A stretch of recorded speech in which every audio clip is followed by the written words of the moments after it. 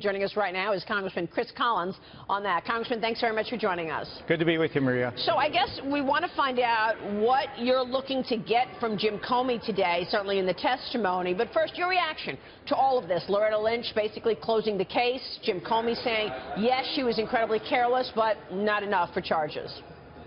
Well, I think there's no one in the Republican Party that really expected Loretta Lynch to indict and prosecute Hillary Clinton. No one expected that.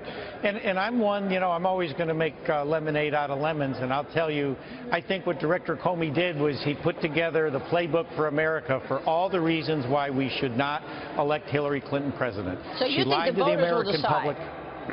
Well, the voters are going to decide who they're going to elect president. And what Director Comey pointed out, she lied to the American public, seems to be a Clinton family trait.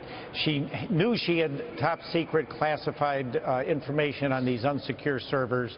The director of the FBI can't tell anyone whether they were hacked or not. So she showed poor judgment. She lied to the American public. She can't be trusted.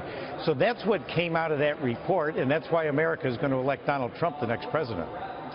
Congressman, in terms of how the Trump campaign is using the information that is out there that was revealed by the FBI Director Comey, do you think that they're doing a good enough job at this point to really push this message?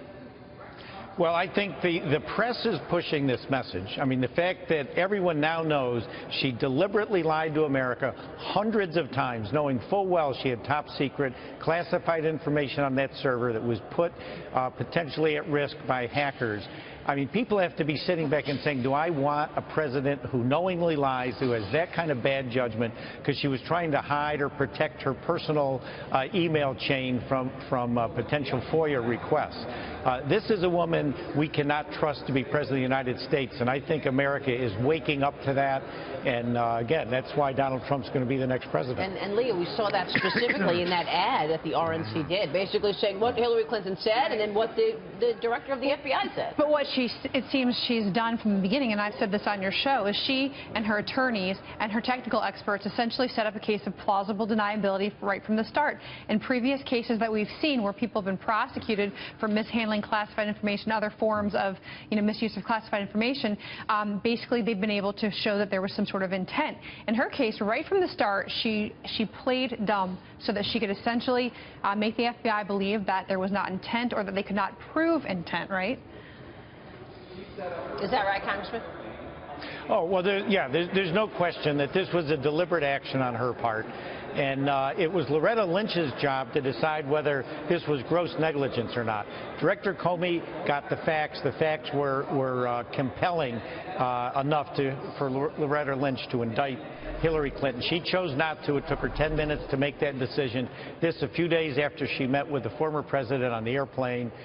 So that's where I think America is seeing this for what it is. There was a deal pretty much from the beginning where they're not going to indict Hillary Clinton, their presumptive nominee. They didn't indict Hillary Clinton, even though she put our nation's security at risk. She lied to the American public. She was very smug in that denial and lying. And what did she say yesterday? She was flying around with the president on an Air Force One. Oh, it doesn't matter. I mean, time and yeah. Go ahead. Didn't Director Comey, though, essentially give Loretta Lynch a free pass by not recommending indictment? I mean, they typically rely on what the recommendations would be from the feds, right? Well, I think Director Comey put the facts out, and I can disagree with him in not recommending the indictment, but gross negligence is a call on the field, if you will. I would tend to agree with Director Comey. It's hard to show intent here. She intended to deceive the American public. She did deceive the American public. But, the legal line there, but gross negligence this was. And I think that's a call for the Justice Department to say, here are the facts. This was truly gross negligence. Congressman, and so should have indicted her. Congressman, just switching subjects, we know that Mr. Trump will be speaking on the Hill today to both the House and Senate members on the Republican side. One of the things that has made some people in the foreign policy community a little leery of Mr. Trump is his complimentary words of Saddam Hussein, Vladimir Putin, Kim Jong-un. What can Mr. Trump say today to your colleagues in the House and the Senate to assure them of his candidacy, especially on national security issues? Well, what Donald Trump has said from day one, he's going to secure our borders. He's going to defeat ISIS. President Obama, Hillary Clinton, they won't even name ISIS as Islamic radical terrorists. So when it comes to defeating ISIS, which is really one of the largest threats we have in the world today, ISIS is attacking civilization. They're trying to strike terror into the very heart of everyone who goes to a shopping mall, a movie theater, or a sporting event.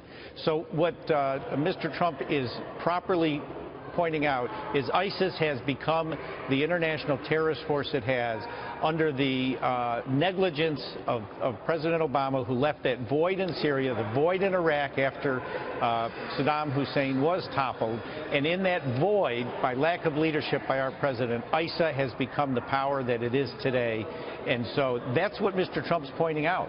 Yeah. Just the fact, really, just the facts. He's not praising Saddam Hussein. He's basically pointing out to America, ISIS is the JV that President Obama called them. They're certainly not the JV. So, they are who they are today because of the negligence and the incompetence of President Obama and Secretary Clinton. So what can Trump do to unite the party at this point? There's still a lot of debate. We just, we're speaking with Dr. Stein, who's trying to mount another third campaign, the Green Party.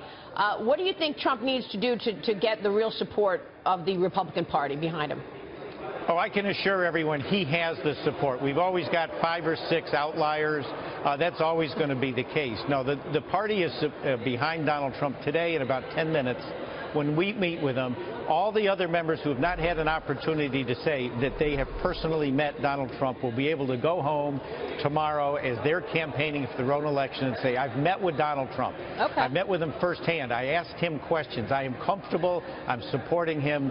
This is not him trying to convince Republicans to support him. He's got the support. This is really just allowing the 247 Republican members of Congress to go home starting this Friday saying, I've met with our presumptive nominee, who will be the nominee in another week and a half. He is the guy. And I'm He's charismatic. Yes. Yeah. Okay, and real quick before you go, Congressman, is there anything Congress can do to keep Hillary Clinton accountable or, fix what has just occurred, fix in quotes, with Comey and Loretta Lynch? No, there's nothing Congress can do. The American public is going to hold her accountable because she is not going to be elected president. All right. Congressman, good to see you. Thanks so much. Good to see you, Maria.